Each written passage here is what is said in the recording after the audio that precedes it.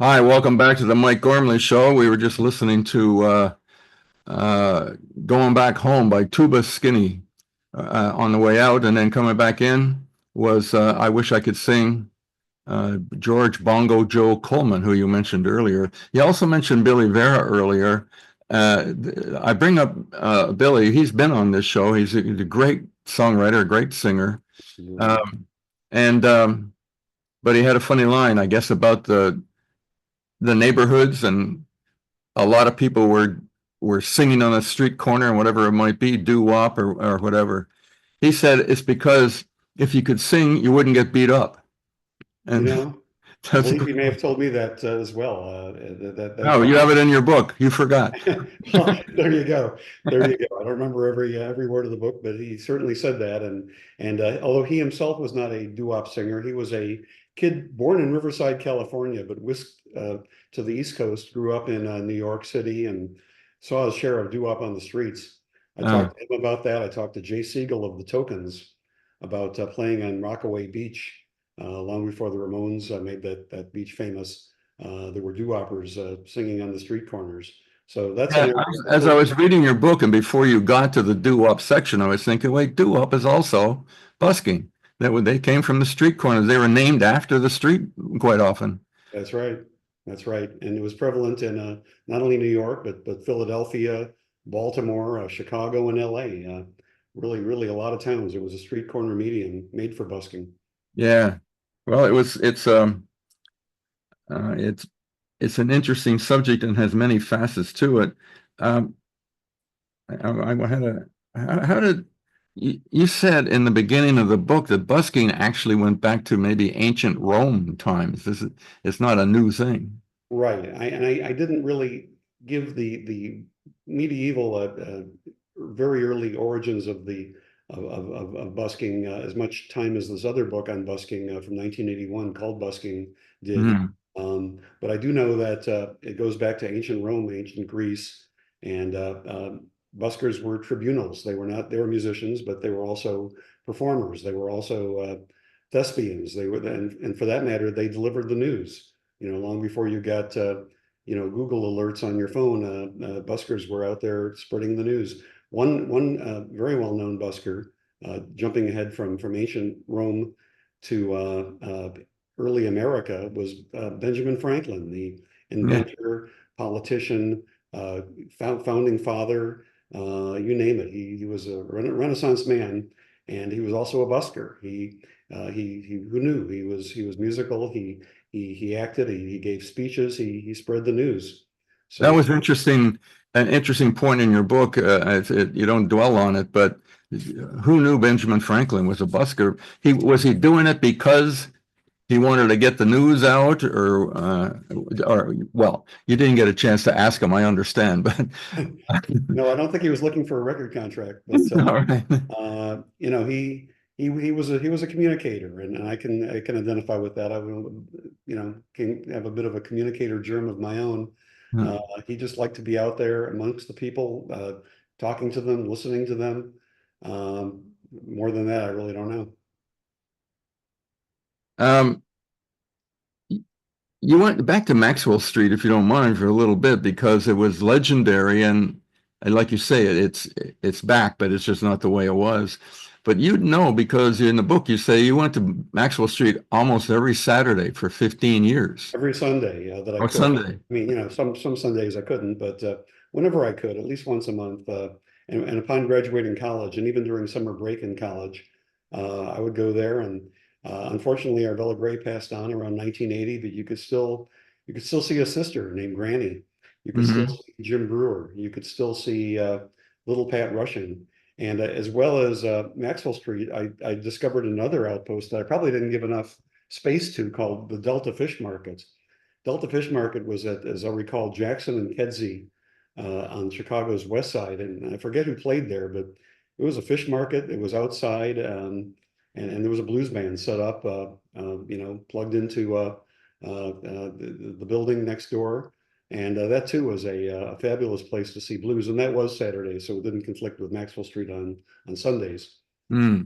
Soon after I left Chicago in 1984, there started to be news about Maxwell Street maybe losing its charter. It's very valuable real estate. It's located right adjacent, not only to downtown Chicago, where they could build some very valuable condominiums, but the university. It's right where the south side meets the west side. It's up against the whole medical district on the west side along the Eisenhower Expressway. So, lo and behold, it did become, I've only gone there once. I refuse to go there again, but I needed to see it with my own eyes. It's very yuppie, to use an old expression. Sure. And although they occasionally do have flea markets there or across the freeway on Des Plaines Street, calling it Maxwell Street, you won't see some of what I was able to see in the early 70s. And what I saw in the early 70s was not what you could see in the 50s, where you could see Muddy Waters, Chuck Berry, Bo Diddley, Billy Boy Arnold, Little Walter, They Johnny were Lee. all busking. All those guys are busking. Well, they were outside playing on Sunday morning, and they were playing because that was how they made a living. That's where they would often go after the bars closed in Chicago, and they might have played one of the blues bars on the south side or the west side or the north side. They come to Maxwell Street, often without taking a break, often without stopping at home, so that they could make even more money on Sunday morning. Now, and well, we'll take Chicago as an example, but any city. Where are the busking centers now? I know L.A. it's actually Santa Monica would be the busking center in the L.A. area. Well, what some of the other cities still going? Yeah, Third Street Promenade, from what I understand, is still has busking. Although I also read a story that Third Street Promenade has fallen on harder times. I think you can probably still see some in Venice. I have one chapter about Wild Man Fisher, who has passed on, but he was on Frank Zappa's label, and he used to busk on Sunset Boulevard by the Whiskey and by Tower Records. Hmm. And Billy Vera told me that there were certain parts of South LA where you could see busking in the old days. But as for nowadays, and I've been away from LA day to day for 2 years, I think it still goes on pretty widely on at Venice and on Third Street. Yeah, it does. And after I read your book, I sent you a note saying I'm going down to Third Street Promenade and I'm bringing cash because in reading your book, these people really are making their living that way. I mean, some of them may be a sideline, but some of them are just scraping by, or I don't know if any of them are doing particularly well. Well, but busking has changed too. It's not all about, nobody has change in their pocket, or I mean, people do, but the world's not about cash as much as it is about PayPal, Venmo, Zelle, and for that matter, QR codes. So a lot of buskers have QR codes that you can scan, and it brings you to a PayPal page or whatever, and you can tip them not 25 cents, not $1, but $5, $20. Right. The technology of busking has changed. Not only can you promote your busking gigs on social media, you can tell people on Instagram or Facebook or maybe not X, but Threads that you are playing such and such a location at such and such a time, and people might actually come out to see you. So it's turned into a little more of a refined profession. But and some people do make their livings that way. But I also talk to people like Rambling Jack Elliott, God bless him, 90 years old, I believe, who told me that he wasn't a busker. He just played outside to have fun. I talked to one busker who's become well known. His name is Fantastic Negrito, is what he goes by.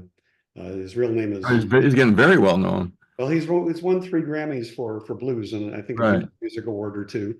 And the thing about him is that he was signed to Interscope Records at some point, and everybody who signed to Interscope Records becomes a huge star, of course. Dr. Dre, NWA, Eminem, Nine Inch Nails, you name it. Everybody on Interscope becomes it's your passport to stardom. And unfortunately, Xavier, which is what Fantastic Negrito went by, signed to Interscope and did not become a hit. His record did not break.